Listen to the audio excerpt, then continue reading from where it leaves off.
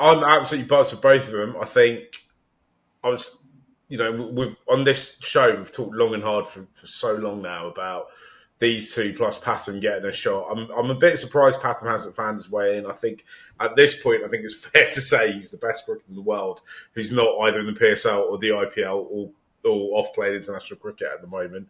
Presumably, I don't know whether there was conversations had. Presumably, if there's more injuries, he might find his way in there.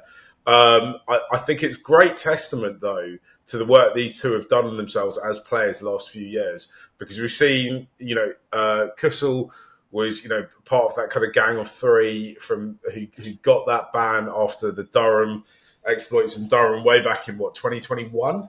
Yeah. And while the other two have kind of faded away from national team selection, see, Danushka has had quite a difficult time.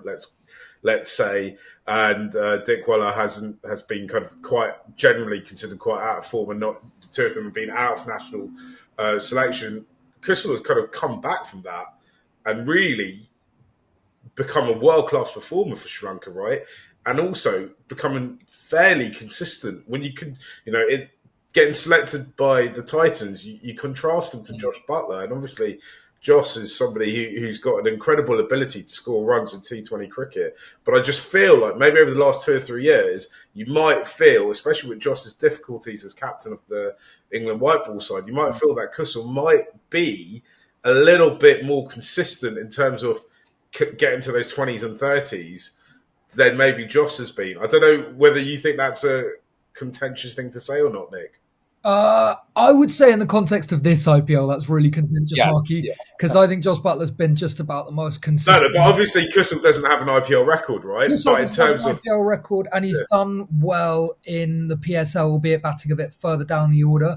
I wonder whether GT might have had a conversation about Pathum, because I think if you're looking for that consistency which Josh has provided them this season, Pathum's a guy who I would say maybe can do it slightly more than Kusal. I think the probably clear advantage Kusal has over Pathum is hitting sixes against spin, which is something that Butler's done really well. Sudarshan and Gill haven't always been the most explosive opening partnership, but they've set really good platforms, and then he's been able to stop them from losing wickets while also pushing that run rate. So I wonder if that was like a factor in picking Kusal. I'm really excited to see what he can do in the IPL. I hope he gets that chance to bat at 3. And I think we could see good things from him, especially if he's served up with some nice batting pitches. We saw in that World Cup, that 50-over World Cup in India in 2023, how dangerous he can be on flat pitches, how he can take all kinds of bowling down. So it's definitely a really intriguing one. AJ just commented and said I would take Pathum over Kusal. Sorry, Dom. Go for it. Yeah, I think the big thing too is wicket keeping, right? Because Butler also is doing the wicket keeping there, and the gap from going from Butler to one of the sort of domestic younger wicket keepers is a big one. At least in terms of batting, what you're giving up at that 3 spot, because that's really, that top order has really been the engine room for GT. That's what they've ridden out. And I agree with Nick, right? In these sort of flattish, smallish grounds in India, Kusal can make merry. He has a very good record in India, particularly in T20 cricket. We saw him hit some sort of super duper 50s and 100s in that Cricket World Cup. And I think against pace bowling, he has the ability to play all around the wicket, which again is something that Butler is able to do. And I'm actually really curious to see how he bats with a really stable partner, right? Like with a Sudarshan or a Gill, who he can kind of rely on. And I think it speaks pretty highly that of him that someone like Gill, right, as captain, would kind of want him in the side. Someone who's seen a lot of Kusal playing, right, and thinking, okay, this guy is a guy that we can reasonably replace Josh Butler with.